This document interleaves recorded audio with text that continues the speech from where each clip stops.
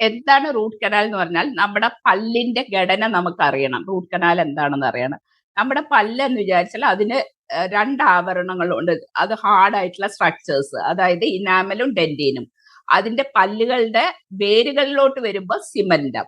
അതിന്റെ ഉള്ളിലുള്ളതാണ് പൾപ്പ്. അതായത് പൾപ്പ് എന്ന് പറയുന്നത്. അതായത് നമ്മുടെ നരമ്പും മറ്റേ ബ്ലഡ് വെസൽസും നെർവ്സും ഒക്കെ ഉള്ള ആ സാധനം. നരമ്പും എന്താ രക്തധമനികളും ഒക്കെ ഉള്ള ആ ഒരു ഇത്.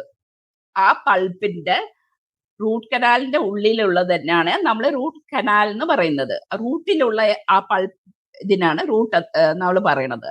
പിന്നെ നെക്സ്റ്റ് എന്തിനാണ് റൂട്ട് കനാൽ ട്രീറ്റ്മെന്റ് ചെയ്യണത് അല്ലേ? വൈ ഇത് സിസ്റ്റഡ്? അതായത് നമുക്കൊരു പല്ല് കേട് വന്നാൽ, അതായത് നമ്മുടെ പല്ലില് കേരീസോ അല്ലെങ്കിൽ നമുക്ക് ആ പല്ല് വേദന വന്നാൽ നമുക്ക് എന്താണ് ചോയ്സ്? ആ ചോയ്സ് നമുക്ക് പല്ല് എടുത്തു കളയുക എന്നുള്ളതാണ് നമ്മുടെ ചോയ്സ്. പക്ഷേ ആ പല്ല് എടുക്കാതെ ആ പല്ലിനെ സംരക്ഷിക്കാൻ പറ്റുന്നതാണ് ഈ root canal treatment. Traditional treatment എന്ന് പറഞ്ഞാൽ നമുക്കൊരു പല്ല് ഇത് വന്നാൽ, കേട് വന്നാല്, അത് പൊട്ടിയാല് നമ്മുടെ എന്താ ട്രീറ്റ്മെന്റ്? പല്ല് എടുത്തു കളയാം. അതല്ലേ ഉള്ളൂ. അതാണ് ട്രഡീഷണൽ ട്രീറ്റ്മെന്റ് എന്ന് പറഞ്ഞാൽ. വേറെ ട്രഡീഷണൽ ട്രീറ്റ്മെന്റ് അല്ല. നമ്മള് പണ്ട് തൊട്ടേ എന്തെങ്കിലും പല്ലിന് പറ്റി കഴിഞ്ഞാൽ ആ പല്ല് എടുത്തു കളയാം, അത്രേ ഉള്ളൂ. പക്ഷെ ഒരു റൂട്ട് കനാൽ ട്രീറ്റ്മെന്റ് നമ്മൾ ആ പല്ല് സംരക്ഷിക്കുകയാണ്. നമ്മുടേതായിട്ടുള്ള നമുക്ക് ഉണ്ടായ പല്ലിനെ നമ്മൾ സംരക്ഷിക്കുകയാണ് ആ റൂട്ട് കനാൽ ട്രീറ്റ്മെന്റ് ചെയ്തോടെ. ആ പല്ല് നമ്മുടെ വായിൽ തന്നെ ഇരിക്കുകയാണ്. ഒരു പല്ല് നമ്മൾ എടുത്തു കളഞ്ഞാൽ പിന്നെ അവിടെ പല്ല് വെക്കുന്നതും അതിന്റെ ബുദ്ധിമുട്ടുകളും പല്ല് വെച്ചവർക്ക് അറിയാം. അപ്പൊ നമ്മുടേതായിട്ടുള്ള ഒരു പല്ല് അവിടെ തന്നെ വെച്ച് നമ്മൾ സംരക്ഷിക്കുകയാണ് ചെയ്യുന്നത്. അത് നല്ല വ്യത്യാസമുണ്ടല്ലോ.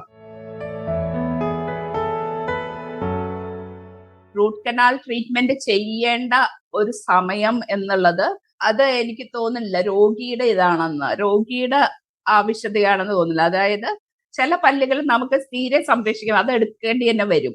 പക്ഷെ ഇത് നമുക്ക് സംരക്ഷിക്കാൻ പറ്റും. അതായത് അതായത് നമുക്ക് പല്ല് വേദന വരണത് അതിൽ ഇൻഫെക്ഷൻ വന്നിട്ടാണല്ലോ ആ പല്ലിന്റെ ആ പൾപ്പിലും. ആ അണുബാധ നമുക്ക് കൺട്രോൾ ചെയ്യാൻ പറ്റും. ഈ അണുബാധ ഉള്ള പൾപ്പ്, അതായത് റൂട്ട് കനാലിലുള്ള പൾപ്പും എല്ലാം മാറ്റി കഴിഞ്ഞിട്ട് നമുക്ക് ഈ അണുബാധ ഇത് ചെയ്യാന്ന് ഡോക്ടർക്ക് പറ്റുമെങ്കിൽ ആ സമയത്ത് റൂട്ട് കനാൽ ട്രീറ്റ്മെന്റ് ചെയ്യാം. അതെ. ഈ ചികിത്സ മരവിപ്പിച്ചിട്ടാണ് ഈ ചികിത്സ ചെയ്യുന്നത്. ഫുള്ള് ഇപ്പൊ നമ്മൾ ഏത് പല്ലാണോ ആ പല്ലിനാണ് നമ്മൾ റൂട്ട് കനാൽ ട്രീറ്റ്മെന്റ് ചെയ്യണമെങ്കിൽ ആ പല്ലിനെ നമ്മൾ ആദ്യം മരവിപ്പിക്കും. എന്നിട്ടാണ് നമ്മൾക്ക് ഈ പൾപ്പ് എന്ന് പറയുന്നത്, അതിലാണല്ലോ രക്തധമനികളും ഇത് എന്താണ് നരമ്പുകളും, അത് നെർവ്സ് ആൻഡ് ബ്ലഡ് വെസൽസ് അതിലാണല്ലോ. അതാണ് നിങ്ങൾക്ക് ഈ വേദന തരുന്നത്.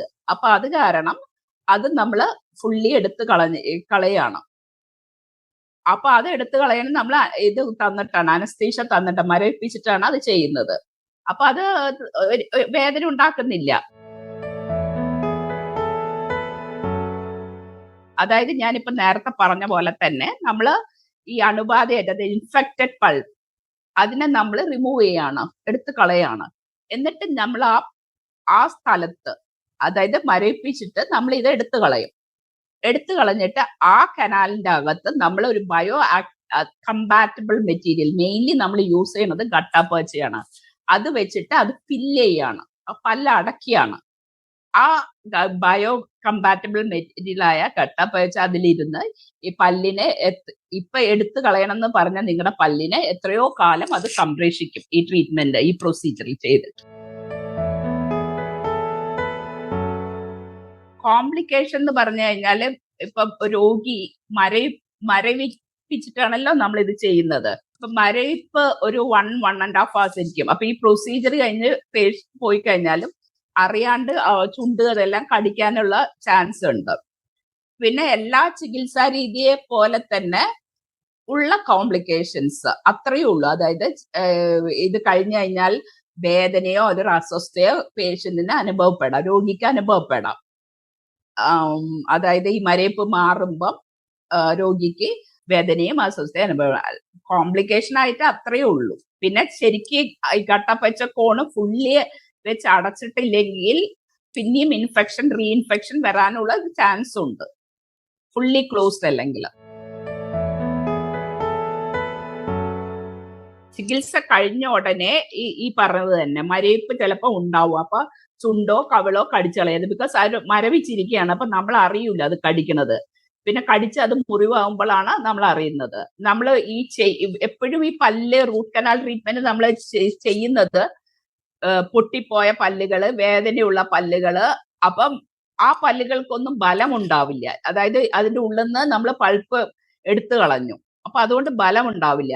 അപ്പൊ കട്ടിയുള്ള സാധനങ്ങൾ നമ്മൾ ഒരു റൂട്ട് കനാൽ ട്രീറ്റ്മെന്റ് ചെയ്ത പല്ലുകളിൽ വെച്ച് കട്ടിയുള്ള സാധനങ്ങൾ കടിച്ചു കഴിഞ്ഞാൽ ആ പല്ല് അത് പൊട്ടിപ്പോവാനുള്ള ചാൻസ് ഉണ്ട്. അപ്പം നമ്മൾ ഒരു ക്യാപ്പ് ഇടുന്ന വരെ, അതായത് ക്രൗൺ ഇടുന്ന വരെ കട്ടിയുള്ള ഭക്ഷണ സാധനങ്ങൾ കടിക്കരുത് ആ പല്ല് വെച്ചിട്ട്.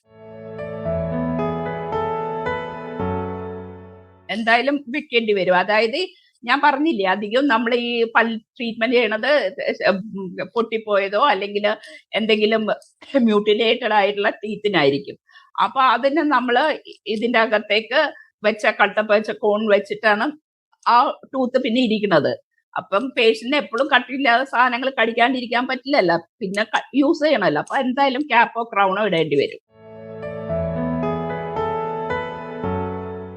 അതായത് അത് ഡിപ്പെൻസ്. അതായത് ഇൻഫെക്ഷൻ എത്രത്തോളം ഉണ്ട്, ഈ അണുബാധ, ഈ പല്ലിലെ അണുബാധ എത്രത്തോളം ഉണ്ട്, പിന്നെ പല്ലിന്റെ ഘടന.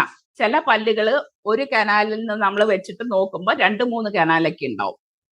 അതായത് നമ്മൾ നോർമലി ആ ടൂത്തിന് 2 കനാലേ ഒരു കനാലേ ഉണ്ടാവുള്ളൂ. പക്ഷെ അബ്നോർമൽ ആയിട്ട് ആ പല്ലിന് 2-3 കനാല് കാണും. ചില ഇതിന് 3 കനാൽ 1 കനാലേ ഉണ്ടാവുള്ളൂ. അങ്ങനത്തെ കണ്ടീഷനൊക്കെ നമ്മൾ എക്സ്റേ എടുത്ത് നോക്കിയിട്ടാണല്ലോ ഈ ചികിത്സ. എക്സ്റേ എടുത്ത് നോക്കി എവിടെയാണ് കനാൽ. അപ്പം അതിനനുസരിച്ച് ഡിപ്പെൻസ്. അപ്പം ഇൻഫെക്ഷൻ കുറെ ഉണ്ടെങ്കിൽ 1, 2, 3 സിറ്റിങ്, പിന്നെ കനാല് നമ്മൾ വിചാരിച്ചതിനേക്കാളും 2-3 പല്ലിനുണ്ടെങ്കിൽ അതനുസരിച്ച് ഡിലേ വരും. 2-3 സിറ്റിങ്സ് അധികം വേണ്ടി വരും. ഇത്ര സിറ്റിങ്ങിൽ ചെയ്യാം എന്ന് പറയാൻ പെട്ടെന്ന് പറ്റില്ല.